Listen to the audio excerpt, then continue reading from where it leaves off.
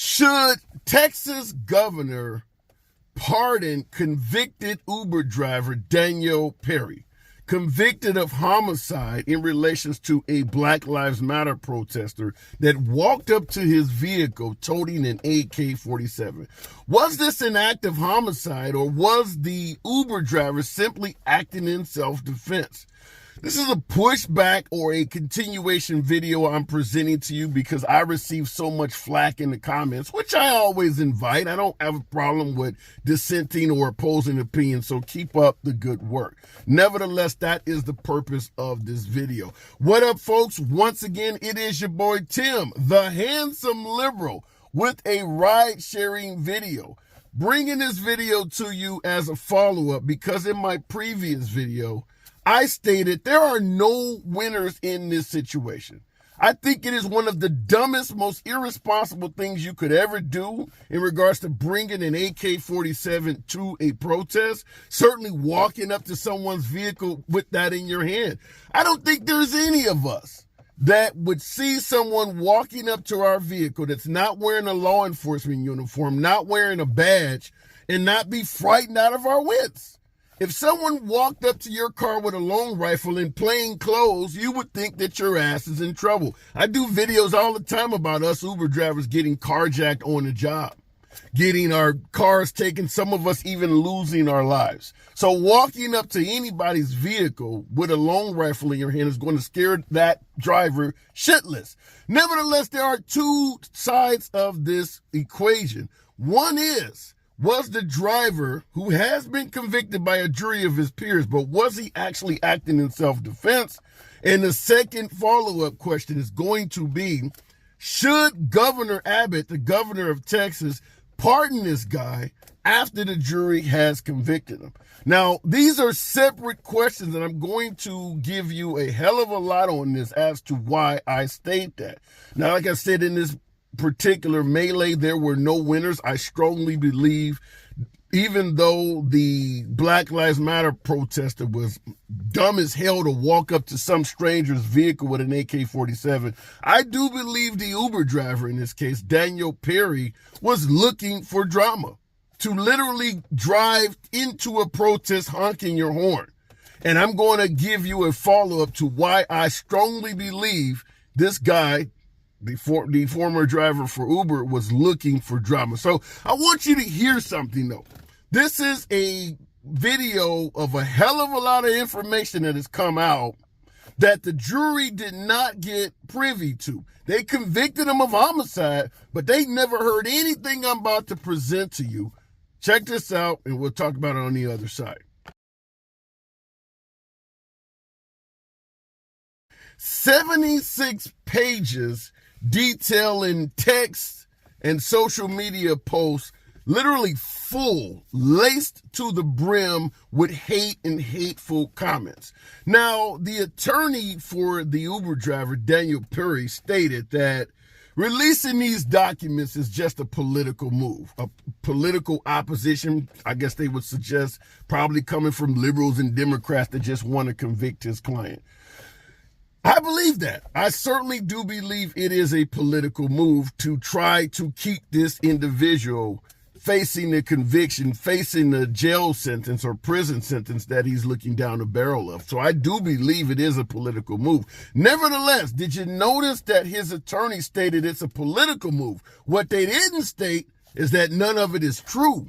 They did not deny any of this information coming out on this guy. So we can have the debate in regards to, was he acting in self-defense, somebody walking up to your damn car with a long rifle in their hands that you don't know? Was he acting in self-defense is one question.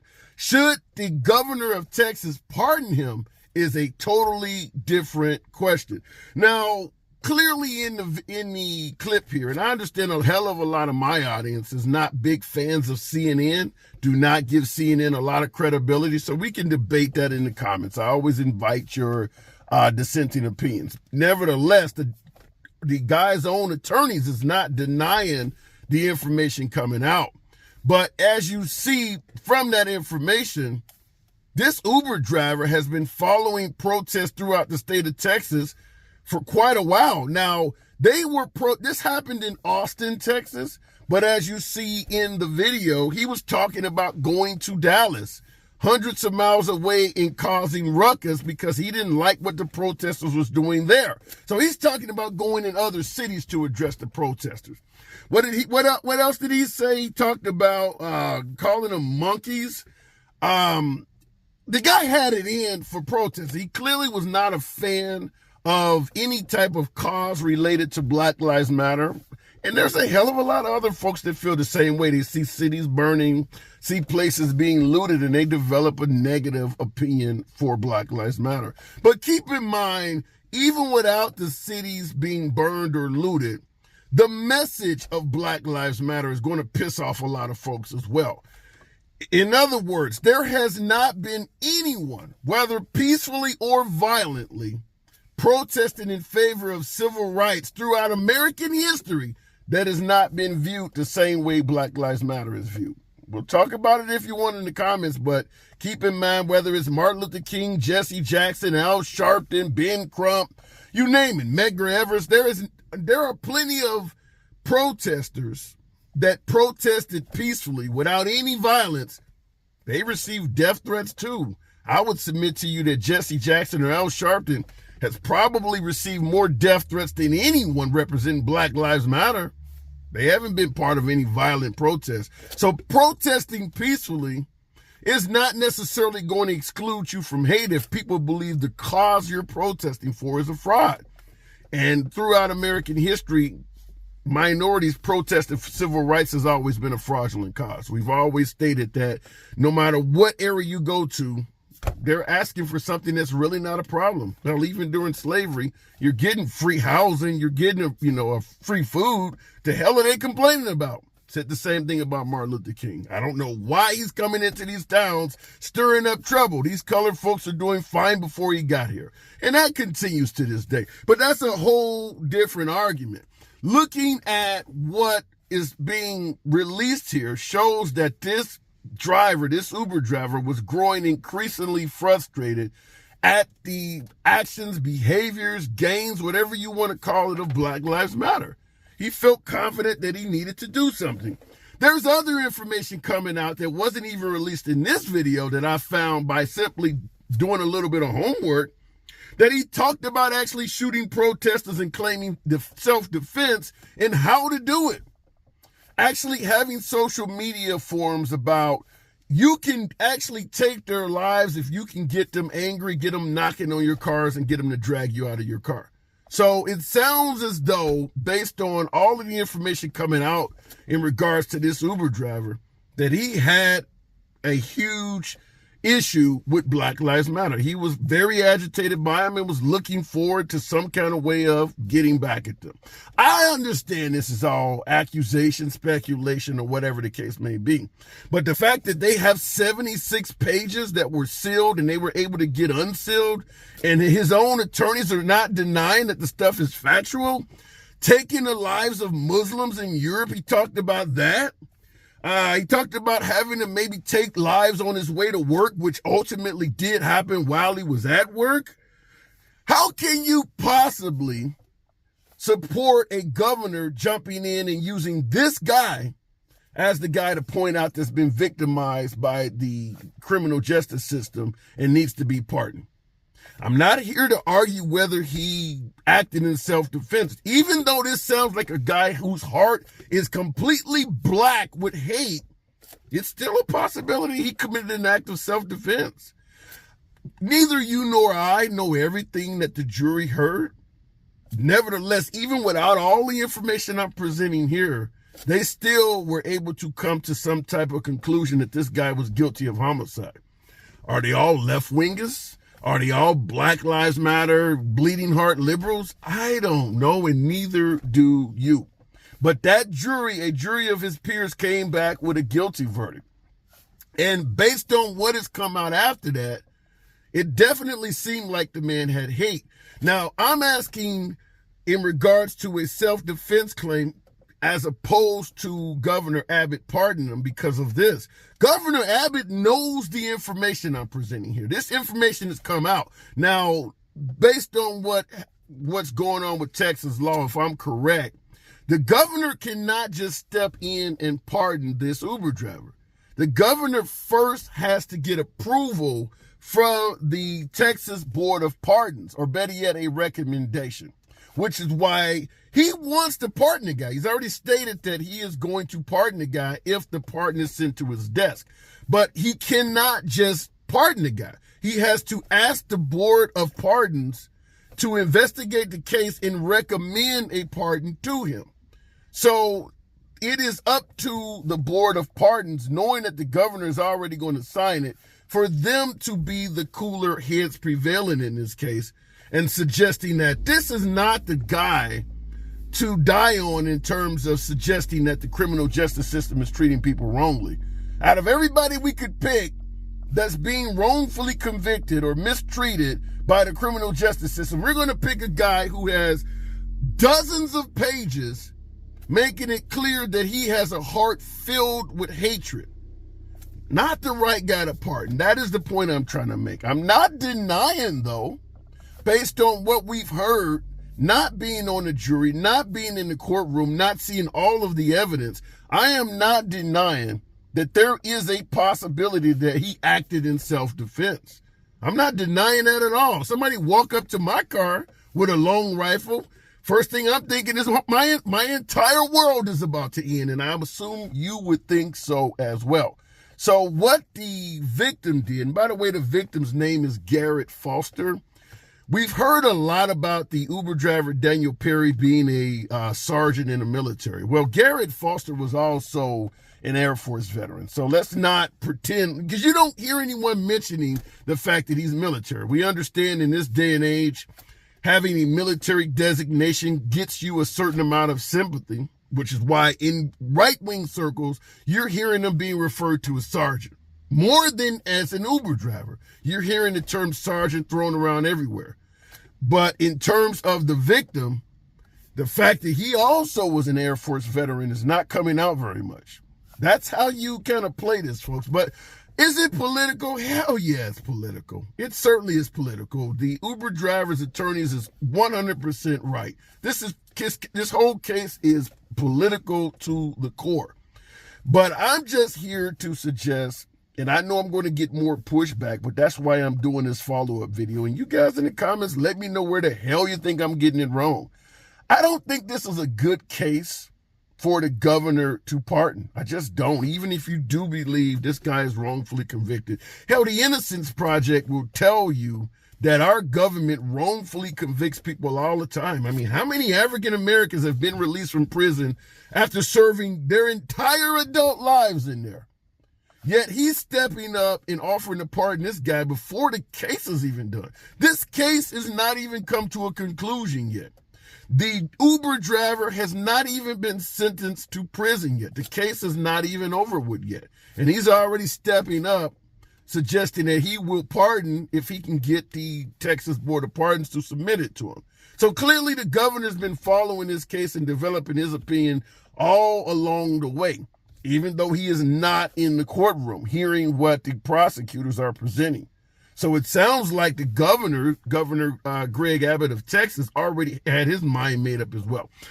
Last but not least, it's not uncommon, and you guys can take this either way.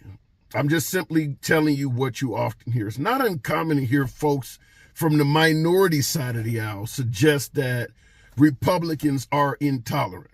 I understand a hell of a lot of my viewers will say it's bullshit. That's fine. But when you see something like this happening, whether it's intolerant or not, I'm not putting a label on it. I'm just going to say this is the stuff that can fuel that. Now, in this case, obviously, both the shooter and victim were white, but just aiming at history, talking about history in general, white people who fought on behalf of African Americans and African American causes were treated just like their black counterparts. If you protested or walked in a march with Martin Luther King as a white person, when it was time to attack the marchers, you qualified too.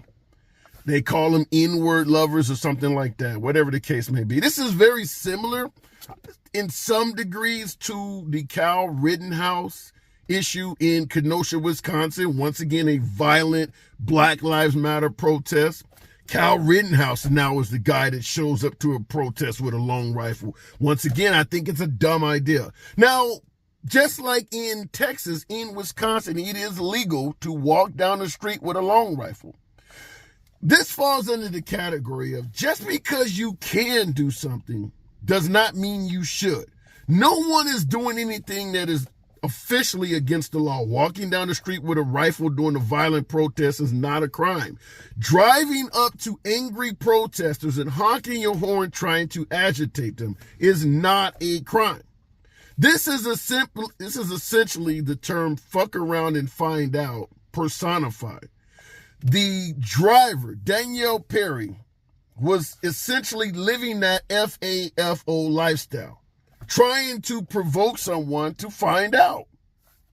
So that day, July 25th, 2020, 2 months after George Floyd lost his life, which is what they were protesting at. July 25th, 2020, he got his wish. He was an FAFO type of guy, driving around literally looking for drama. And he got his wish. But I'm not here to say what he did was illegal. Should he have went to a Black Lives Matter protest honking a horn? Now, let me also bring this to you. Earlier in the video, I stated that I strongly believe that this guy was trying to agitate and trying to cause trouble. You know why I say that? Because the evidence has come out that he had been following protests throughout his state, was pissed off and looking to act, even as far away as Dallas. Now, this happened in Austin. The reason I believe he was trying to agitate is because everyone knows that follows what happens during these civil rights protests by Black Lives Matter, that they knock on vehicles, that if you get near any of these gatherings, your car may get surrounded by protesters, beating on your car, maybe even trying to drag you out, which is what he talked about in his social media post as a reason why you could justifiably take their life. So the fact that he drove into a crowd and started honking the horn, if he's been following Black Lives Matter protests through his state, he knew, absolutely knew that is the response he would have gotten if he did what he did. He absolutely knew if I drive towards them, honk the horn, they are going to come to me. And he had to take the life of one. He did what he wanted to do, got them to come to his vehicle, and fortunately for him, if he can get the pardon out of this, but fortunately for him, one of them was dumb enough to come to the car with a rifle in his hand. But that doesn't mean the unarmed protesters were any safer. There's plenty of drivers that have ran them over. There are actual states, I believe South Dakota is one of those states, that have passed laws allowing you to run a protester over if they block your path. The fact that he's already online talking about how to take their lives if they do something wrong wouldn't surprise me if that may have been the goal as well. Now, in interrogation, to wrap the video up, he stated he was not trying to take the life of the victim, Garrett Foster. According to him, he was just simply trying to incapacitate the guy. He shot him 5 times. You don't shoot anyone 5 times and not try to take their life. He shot him 5 times. Incapacitate? Who's going to try to incapacitate someone that is approaching their vehicle with an AK-47? One round from that can take off large chunks of flesh. You are going to try to eliminate that type of a threat. You're not trying to incapacitate that person, have them writhing around on the ground, still trying to pop off shots at you. No, you're going to try to take their life. So I don't even believe what he said in the interrogation room. Because like I just stated before, looking at how we all would act, all of us would be fearful for our lives if somebody walked up to our car with an AK-47. The last thing you would be thinking about is, let me take select shots at this guy and incapacitate him. You are going to try to take that person's life. And his social media post online made it clear he was more focused on taking lives, up to and including where to hit people. There are social media posts of him talking about center mass and things like that. This is a military guy, a sergeant in the military. You really believe a trained sergeant in the military is out talking about popping people to incapacitate them? Does any of that make sense to you? So I want to see what you guys have to say in the comments, because this case here, it's politicized, but yeah, the last thing I think any respectable governor should do is step in and pardon. This would not be good for the Republican Party to step up and do something like this. This will certainly further the claims that Republicans are intolerant or have issues with minorities and people of color. The governor should just let this one go. Even if you believe this guy acted in self-defense, and here I am suggesting that that is very possible, this is a genuine bad guy. Period. This is a genuine bad guy. Genuinely has hate in his heart. That doesn't mean he couldn't act in self-defense. I'm just saying this is not the guy as a political figure to put your name on.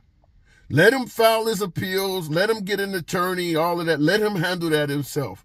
Would you advise, if you were the advisor to a politician, I'm going to wrap it up by saying this. If you were the advisor to a politician, maybe you're the advisor to the governor or someone, would you give them the advice to do this?